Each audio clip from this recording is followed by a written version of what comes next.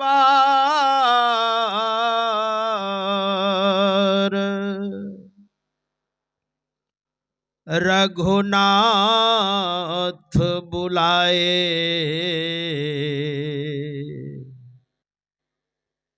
गुरु द्विजपुरवासी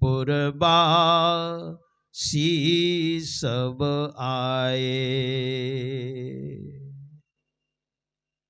गुरु महाराज सबसे पहले आ गए। वशिष्ठ मुनि, जो विशिष्ट हैं वही वशिष्ठ हैं। द्विज सत्संगी लोग आ गए, पूर्वासी गण आ गए, ब्राह्मण गण आ गए, क्षत्रिय गण आ गए, वैश्य गण आ गए, विद्वज्जन आ गए, सज्जन वृंद आ गए, मुनिगण आ गए। मतलब वह सभा विद्वानों की हो गई। और भगवान श्री राम ने क्या कहा? बड़े भाग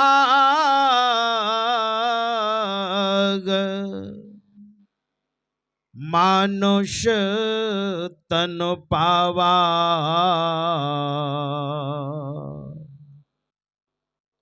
सुर दुर्लभ सब ग्रंथ ही गावा। भगवान श्री राम ने क्या कहा? यह जो मनुष्य का शरीर हमें प्राप्त हुआ है, ये बड़े भाग्य से मिला है।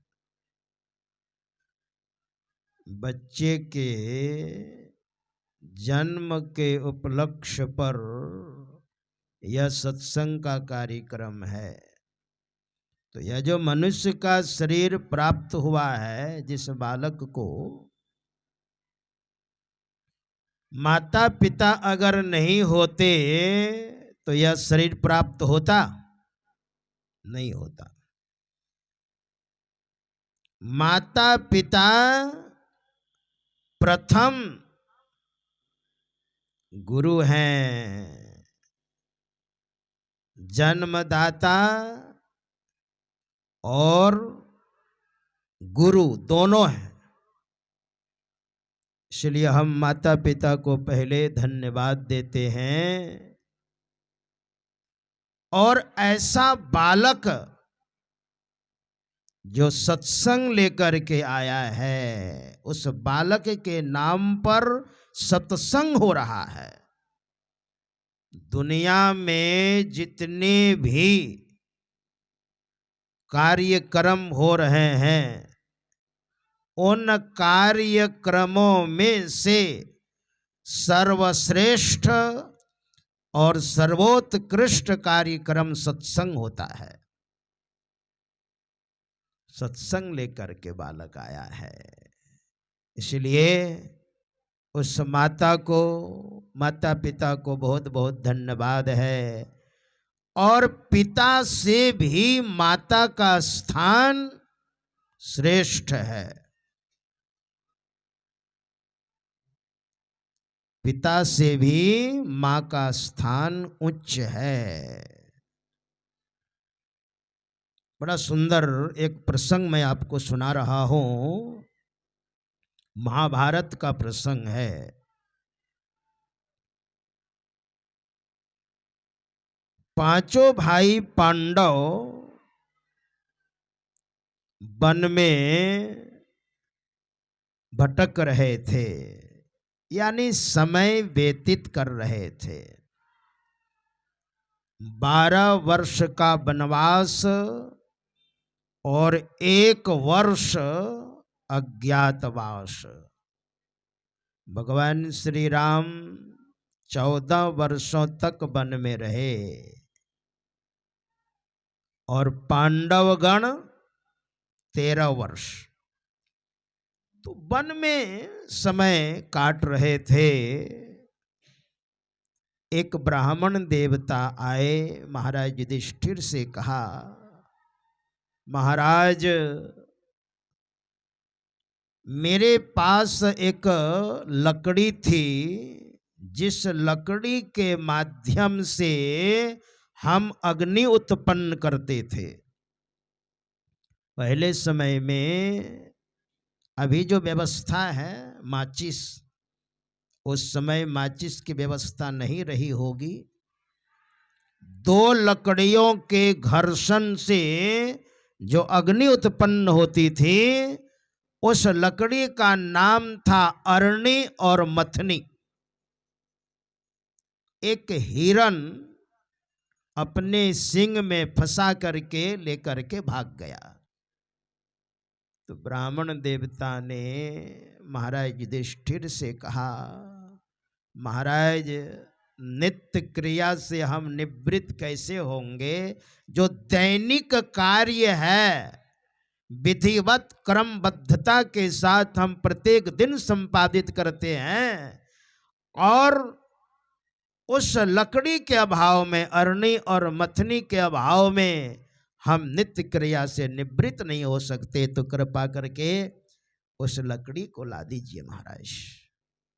युधिष्ठिर महाराज वन में जरूर भटक रहे थे भाइयों के साथ, लेकिन राजा थे ना, का ठीक है मैं प्रयत्न करता हूं। और पांचों भाई पांडव उस हिरन को खोजने के लिए चल पड़े। हिरन तो नहीं मिल पाया, ना वो अरणी और मथनी लकड़ी मिली, लेकिन प्यास लग गई बहुत खोजते खोजते। तो महाराज युधिष्ठिर ने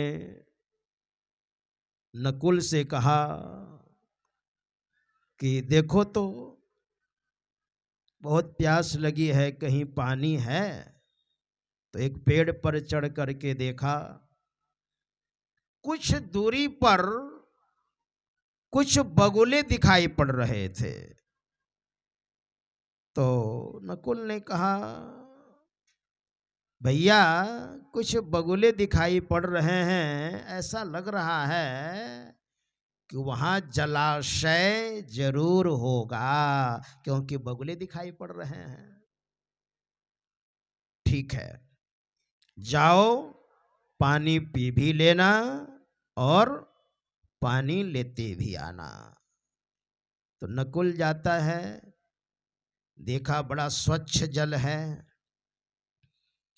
जैसे पीने का प्रयत्न किया, उस तालाब के बगल में एक पेड़ था, उस पेड़ पर बगुले के रूप में एक यक्ष था। उस यक्ष ने कहा, रुक जाओ नकुल, इस तालाब पर मेरा अधिकार है, मेरे कुछ प्रश्न हैं, प्रश्न का उत्तर दे लो, तब जल पी भी सकते हो और जल ले भी जा सकते हो। लेकिन नकुल ने सुन करके भी यक्ष की बात को अनसुनी कर दी। जैसे जल पीने का प्रयत्न किया, धड़ाम से जमीन पर गिरता है और मर जाता है। लौट करके जब नहीं आया तो सहदेव को भेजा, उसके साथ भी यही हुआ। अर्जुन को भेजा, उसके साथ भी यही हुआ। भीम को भेजा, उसके साथ भी यही हुआ। अंततो गत्वा महाराज युधिष्ठिर जाते हैं, और महाराज युधिष्ठिर ने देखा मेरे सारे भाई धराशायी हैं, सबके सब मर गए हैं, लेकिन युद्ध करके तो मेरे भाई नहीं मरे हैं। अगर युद्ध करते करते मरते तो शरीर में घाव होता, घायल होते, लेकिन शरीर में तो कोई घाव है नहीं। लगता है इस तालाब में दुर्योधन ने जहर मिला दिया है। देखिए शक क्या हो रहा है। लगता है इस तालाब में दुर्योधन, मेरे भाई दुर्योधन ने जहर मिलाया है और जहर युक्त जल पीने से मेरे चारों भाई मर गए हैं। लेकिन ना,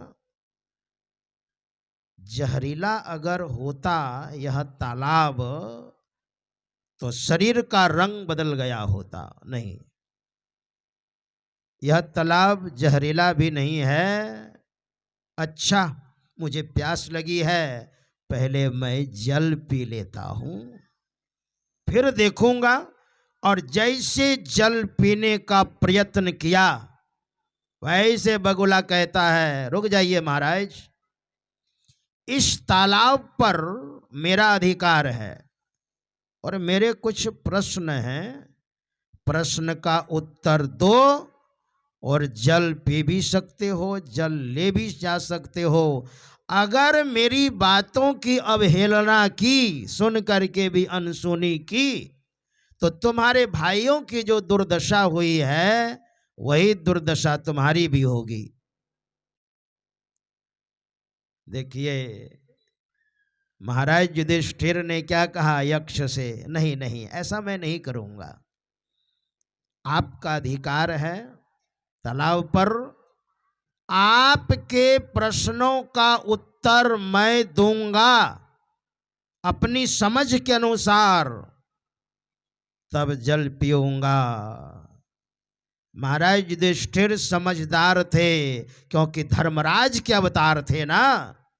और ये चारों, नकुल, सहदेव, अर्जुन, भीम, बल के मद में उन्मत्त थे।